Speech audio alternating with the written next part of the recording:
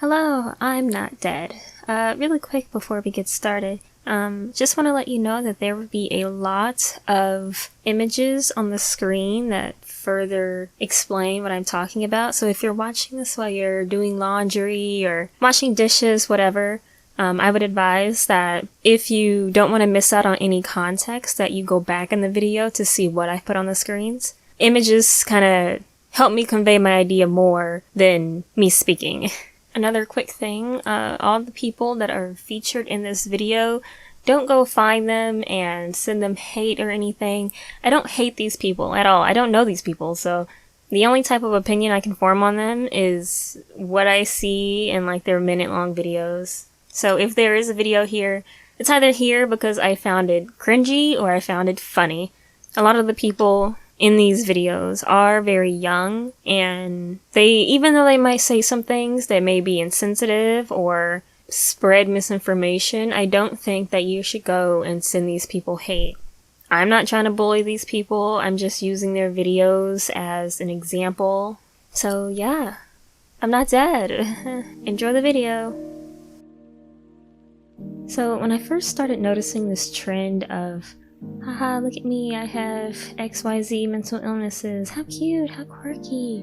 One of the first things that popped in my head when I was trying to figure out why does everyone want to collect these mental illnesses, why are people faking these mental illnesses, was the dancing epidemic that happened back in like the 1800s. One person started dancing and then more and more started dancing for days until people became really worried.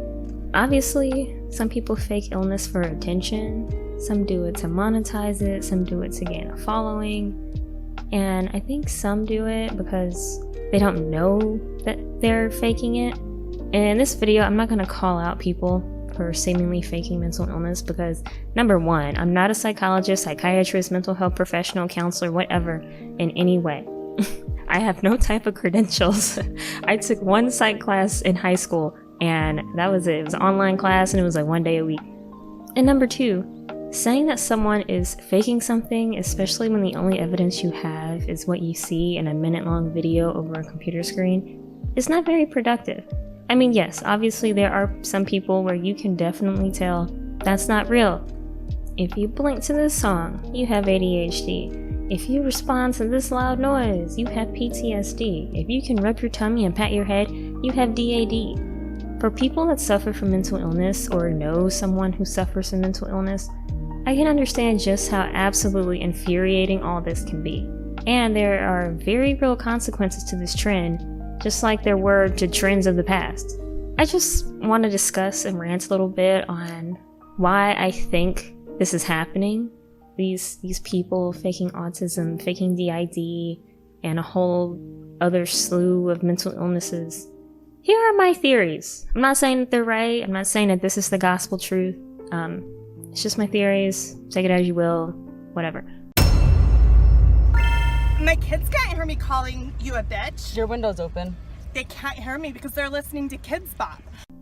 I think all of this whole trend could be caused by mass hysteria being perpetuated by social media. Do you remember what happened last year and it's still happening this year? You know? The thing that, drove people a little crazy a little bit, buying up important items, attacking other people, and now that it's somewhat getting under control, there's the other thing, the pointy thing people are skeptical of, people are afraid of. Just, look at your local news, talk to your uncle that you met this weekend, he's a little weird. That thing. Mass hysteria comes from stress. And with all the stress of the current events, yeah, not just the Karens are gonna be a little tense. Mass hysteria is a phenomenon that transmits collective illusions of threats, whether real or imaginary, through a population and society as a result of rumors and fear. When groups of people are affected, it is called mass sociogenic illness. From observing history, there are two types of mass hysteria: anxiety and motor. One is when a person becomes more anxious, has symptoms of anxiety, and the other is when a person loses agency over their body. For example, the dancing play that I mentioned earlier. According to this article from Medical News Today, an event can be categorized as mass hysteria if it follows these 5 things. Now, I don't know if, this is a conclusion that scientists have come up with. It has to follow these 5 things. This is just one article I read, and that's how they categorize mass hysteria. If I find more, I'm gonna pop them on the screen. When reading this, I feel like this TikTok situation kind of does and does not fall under this. The excludes collective manifestations choose to obtain a state of satisfaction like fads, crazes, or riots. I feel like that's where I'm a little iffy on whether or not this is mass hysteria. I mean, it's just a theory, just thinking out loud. Furbies, jean skirts, silly bands, this style of hair, that was all a fad. A trend is a change in behavior, something that affects culture. The use of texting, more people dyeing their hair, an uptick in mental health awareness. Fads have a short time span, trends have a longer time span. Does faking mental illness help someone obtain a state of satisfaction? Maybe. Attention would be a form of satisfaction. What about those that sincerely believe that they do have XYZ because they were misinformed? Maybe they would have satisfaction knowing why they act a certain way or why they feel different. They would have a sense of belonging, which in itself could be satisfaction. Anyways, one of the biggest cases of supposed mass hysteria, or recent supposed mass hysteria, I wanted to cover was the Leroy girls in New York. Writer for the New York Times, Susan Dominus, covered the story in this lengthy but very interesting article linked down below. One day, a girl developed Tourette's-like symptoms. Then soon, more and more girls started showing these symptoms. Their parents, obviously concerned, took them to the doctor. Why did they suddenly develop tics when they never had them before? Doctors couldn't find an issue. People blamed the Jell-O factory nearby, saying that it was floating in the waters, but doctors could find no evidence of toxic chemicals in the girl's system. Some speculated that it was caused by stress, as many of the girls had a difficult home life. Eventually, after weeks of doctor's appointments, testing, and therapy, it was concluded that this was a case of mass hysteria. There are so many more details to this case that if I covered every single thing, this video would just be on them and more on that instance instead of, an example for the point I'm trying to make. There are some people on TikTok that truly believe they have XYZ. In their mind, it is real, although there may not be a biological basis for it.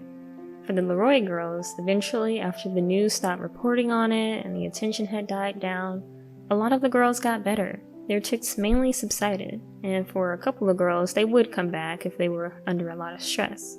And I feel the same would happen to these TikTokers. The attention would eventually die down, and they would come to realize that they were fine the whole time. Well, if the lack of attention causes them to no longer fake mental illness, then maybe it was a trend the whole time.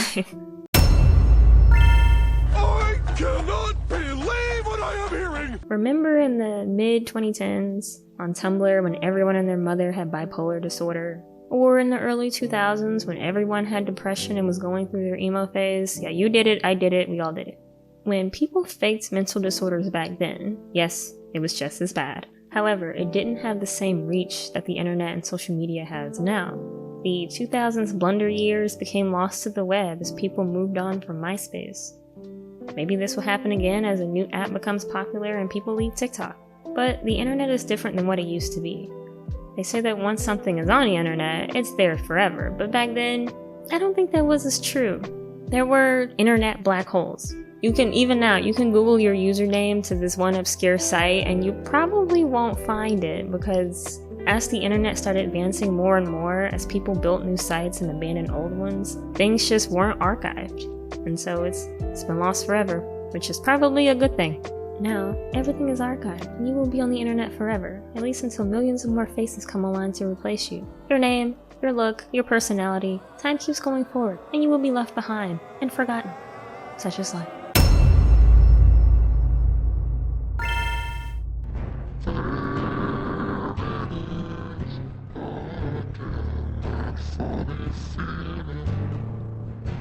We are in an era of mental illness, and here's why. 1. Although there's still a stigma, the stigma is starting to dissolve. More people are learning about mental illness. Now, whether they are being properly informed or misinformed is a whole nother thing in itself. 2. In the United States and most wealthy countries, we are not in wartime. So we do not have those worries occupying our mind. When you are in war, you think about war. You have no time to think about your mental health. Your focus is survival. 3. Gen Z was given the short end of the stick. Low wages, expensive housing, no universal health care, the gap between the wealthy and the common man steadily rising, the constant comparisons of your life to the lives of those on social media, everyone scrutinizing every little thing you do online, cancel culture, hypersensitivity, having access to all of the awful things that are happening across the globe, as well as things that are happening in your own country. Police brutality, hate crimes, cults, lawmakers that ignore the population in favor of their own interests, monopolies, corruption, and so much more. Of course, more people will be diagnosed with mental illness. We are in a different age, an age of connection and sharing. What was deemed normal back 50 years ago is extremely taboo now. Things like physical, verbal, emotional abuse was just how it was, and now professionals realize the effects that it has on a person. People can share their experiences with others, which can make other people think that, hey, I share some of those similarities. I'm just like them. I found a place where I belong. Many of these kids on TikTok are part of the alt crowd. They were probably bullied sometime in their lives. They felt like an outcast, and they probably still do. They are young. They are still kids, and kids go through phases. Their minds are still growing, and once it fully develops, they're probably going to look back on this and cringe just as hard as you're cringing now. Whenever I see these people pretending to be dogs, on all levels except physical, I am a wolf. Walking around sucking on a pacifier, listing off their mental illnesses and disabilities like awards,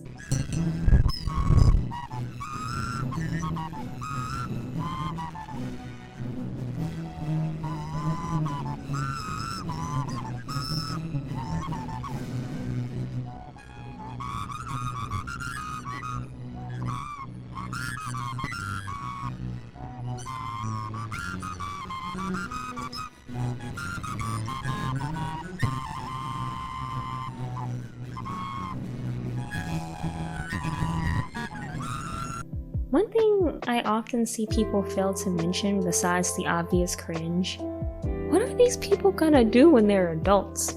Or if they are already adults, how do they maintain their life? Like, I'm all for people doing whatever they want, I don't care, that is fine. But if you post it online for everyone to see, there are real life repercussions for that that I think a lot of people tend to forget about. Now, many of these kids that are on TikTok are mainly upper middle class, suburban white kids, never had to worry about financials in their life. Their parents made it very easy for them, as parents should, and now they go and they blow it on a couple thousand TikTok likes. When an employer Googles them and finds this,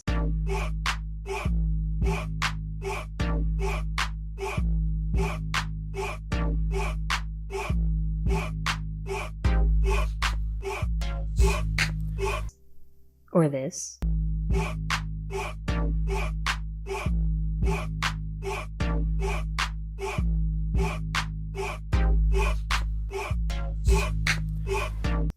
or this,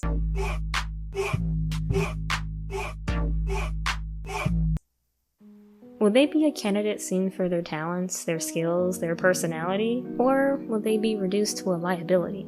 Finding work, the work that pays well and has good benefits, is hard enough as is. Although there is progress being made in the workforce with recognizing disabilities, neurodivergencies, mental illness, it is still overwhelmingly traditional and discriminatory. The general public, those not ranting on Twitter about whatever or posting weird TikToks, still do not understand these things. And it'll be a couple more decades before the people running things retire, if they ever do. Many of these people faking all of these things are very close to working age. It's difficult enough for people to find work. Not everyone will become a social media star. And not everyone can do porn either. Don't think that's your way out.